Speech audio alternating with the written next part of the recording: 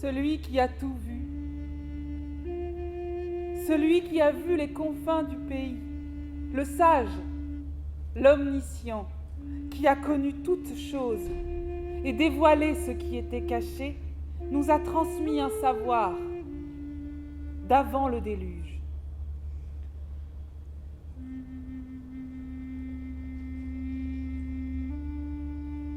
Il a fait un long chemin. De retour, fatigué mais serein, il grava sur la pierre le récit de son voyage. Il bâtit les remparts d'Uruk et l'Eanna sacrée, pur sanctuaire, demeure d'Anu et d'Ishtar.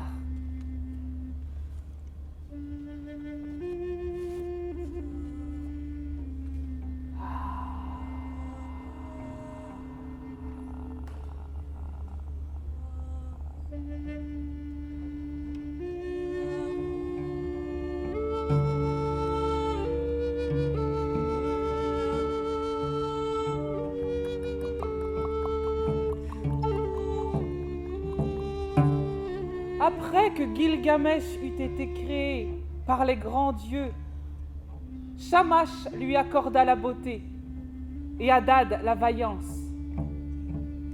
Pour 2/3, il est Dieu. Pour 1/3, il est homme. Il est semblable à un taureau sauvage. Sa force est incomparable. Ses armes sont invincibles. Au battement du tambour, son peuple est attentif. En leur maison, les gens d'Uruk vivent sans cesse dans la crainte. Ils disent « Gilgamesh ne laisse pas un fils à son père. Jour et nuit règne sa violence. Mais Gilgamesh, le pasteur d'Uruk au rempart, est notre pasteur, le fort, l'admirable, l'omniscient.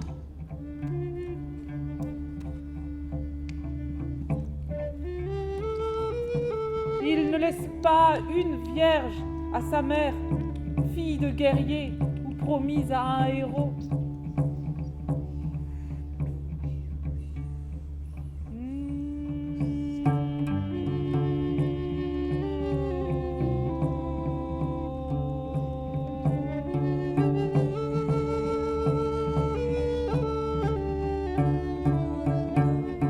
Anu, le souverain, ayant entendu leurs plaintes, appelle Aruru, la grande déesse. C'est toi, Aruru, qui créa cet homme. Crée maintenant pour lui un rival. Qu'il lui soit par la force du cœur et du corps comparable. Qu'ils luttent sans cesse ensemble. Ainsi Uruk gagnera la paix et la tranquillité. Aruru, ayant entendu ces paroles, conçoit en elle une image d'Anu. Elle lave ses mains, elle prend une poignée d'argile et la lance dans la plaine. Et dans la plaine est créé Enkidu, le héros, substance de Ninurta.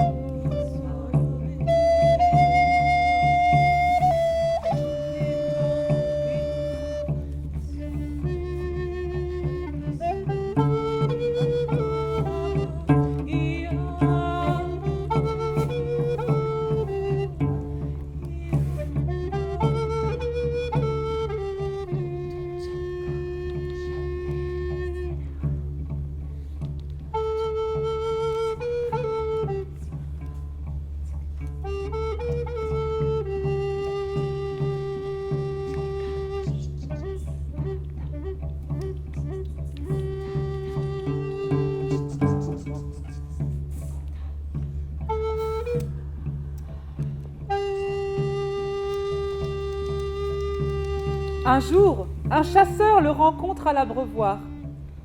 Un deuxième, puis un troisième jour. En le voyant, le chasseur se trouble, son visage pâlit.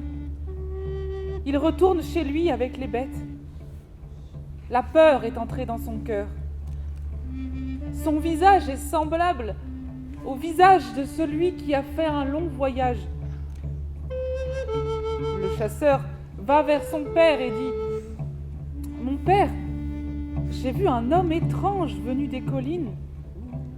Il est le plus fort dans le pays et d'une grande vigueur. Sa vigueur et sa force sont comme celles d'Anou. Il parcourt les plaines et les collines. Il broute l'herbe avec la harde. Avec elle, il s'abreuve au point d'eau. J'ai eu peur et je n'ai pas osé m'approcher de lui. Il a recouvert les trappes que j'ai creusées. Il a détruit les filets que j'ai tendus. Il a aidé les bêtes à s'échapper de mes mains.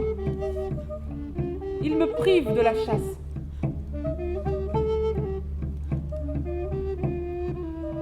Le père du chasseur ouvre la bouche et parle ainsi à son fils. Mon fils, dans Uruk vit Gilgamesh, dont la vigueur et la force sont sans pareil. Sa vigueur et sa force sont comme celles d'Anou. Va dans Uruk, préviens Gilgamesh, qu'il sache la vigueur de cet homme, qu'il te donne une prostituée du temple, une courtisane sacrée. Emmène-la avec toi. Elle dominera cet homme. Elle saura l'apprivoiser.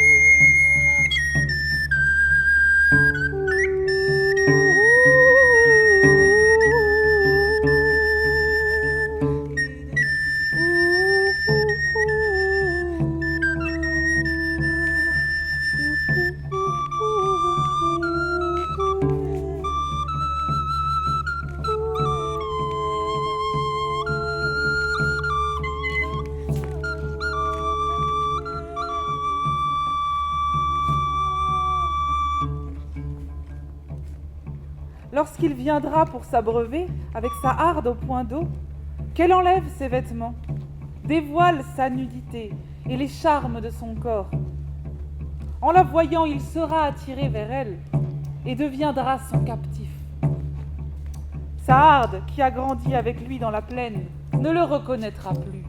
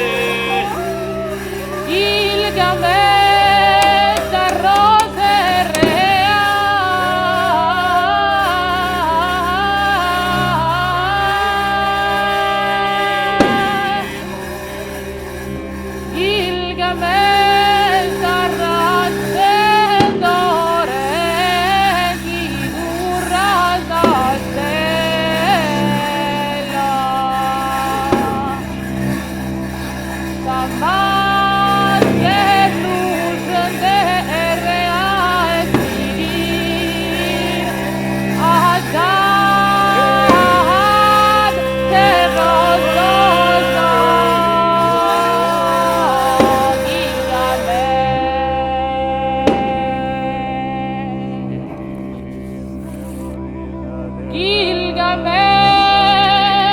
Karengo Zore Esquivir Reu, Ashdera Anu Kere Uru Kedei,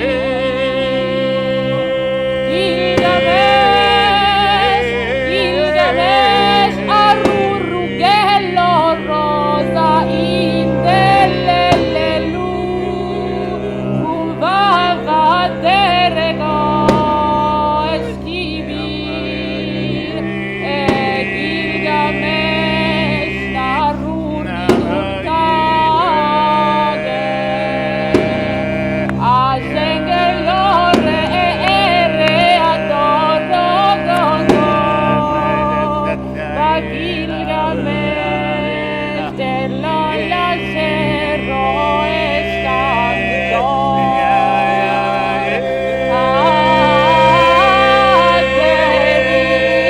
agarrando a Ugelo,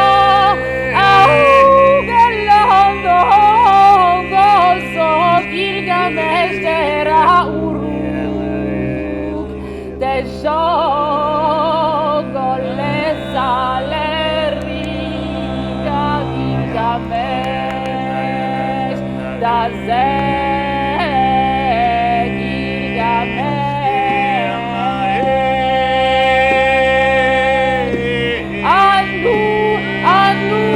Anu Gelo ze Uruk, Anu Gelo zare Uruk, tesore da dologo.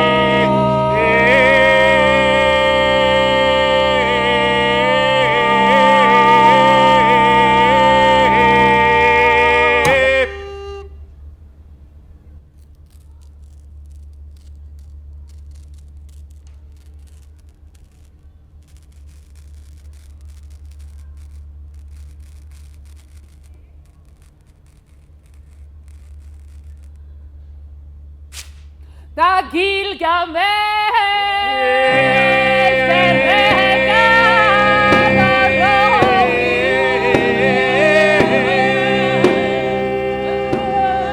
da zero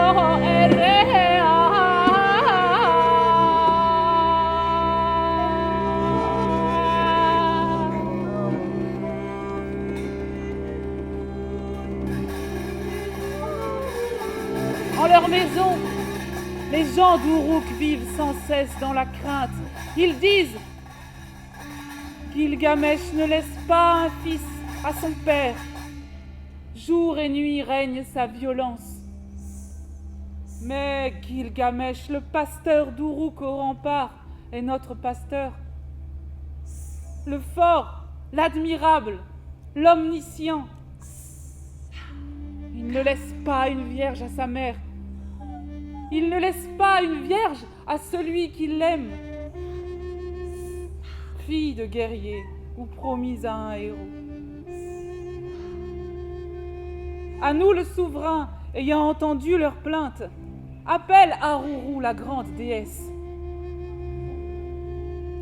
C'est toi, Aruru, qui créa cet homme. Crée maintenant pour lui un rival. Qu'il lui soit par la force du cœur et du corps comparable. Qu'ils luttent sans cesse ensemble. Ainsi Uruk gagnera la paix et la tranquillité.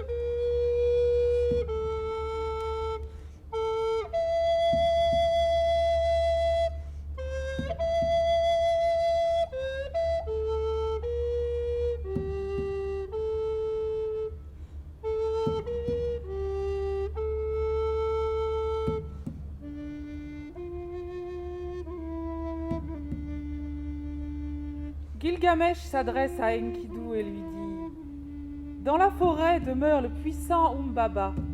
Tuons-le ensemble pour détruire le mal sur la terre. Enkidu ouvre la bouche et dit à Gilgamesh: Comment pénétrerons-nous dans la forêt des cèdres, Gilgamesh? Son gardien est un guerrier puissant qui ne ferme jamais les yeux. Pour qu'il protège la forêt des cèdres, le dieu Enlil l'a nommé son gardien. Il l'a doté de 7 épouvantes. Le mugissement de Umbaba est celui du déluge. Gilgamesh ouvre la bouche et dit à Enkidu: Qui donc, mon ami, pourra vaincre la mort? Les jours des humains sont comptés. Tout ce qu'ils font, le vent l'emporte. Si je meurs, mon nom sera immortel. Les générations futures diront de moi: Gilgamesh est tombé dans sa lutte contre le géant Umbaba. Oh Enkidu, ta parole attriste mon cœur. Mais je veux aller couper les cèdres et me faire un nom immortel.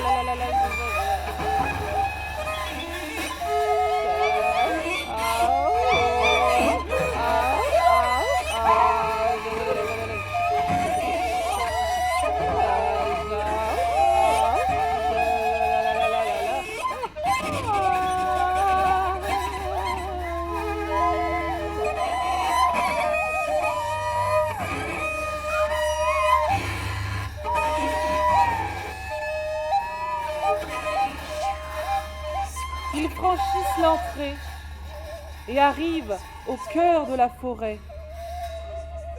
Autour d'eux, partout, les cèdres se dressent. Leur ombre immense et leur senteur réjouissent le cœur.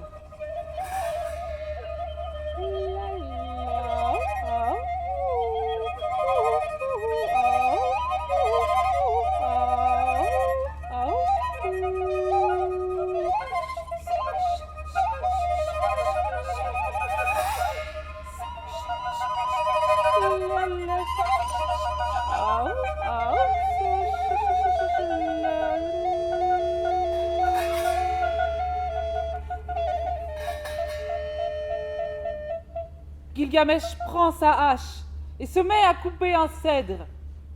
Sa chute fait un bruit assourdissant. Ils s'avancent avec leurs armes dans la forêt et coupent les cèdres.